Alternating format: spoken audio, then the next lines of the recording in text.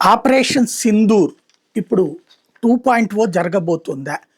వాస్తవంగా పాకిస్తాన్ అయితే త్వరగా ఏదో గొడవ పెట్టుకోవాలని చూస్తుంది. అమెరికా అండుంది.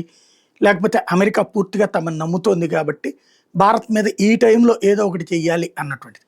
దానికి అనుగుణంగానే ఇప్పుడు జమ్మూ కాశ్మీర్ పరిధిలో ఆ ప్రాంతంలో ఒకవైపున సైనిక బలగాల మోహరింపు, మరికొంతమంది తీవ్రవాదుల్ని అక్కడికి తీసుకొచ్చారన్నటువంటి మొబలైజ్ చేస్తున్నారన్నటువంటి పాయింట్.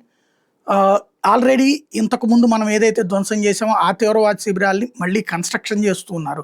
కొత్త ప్రాంతాల ఖైబర్ పఖ్తూన్ఖ్వా ప్రాంతం దగ్గరికి ఆ ఏరియాలకు కూడా షిఫ్ట్ చేస్తున్నటువంటి సిచ్యుయేషన్.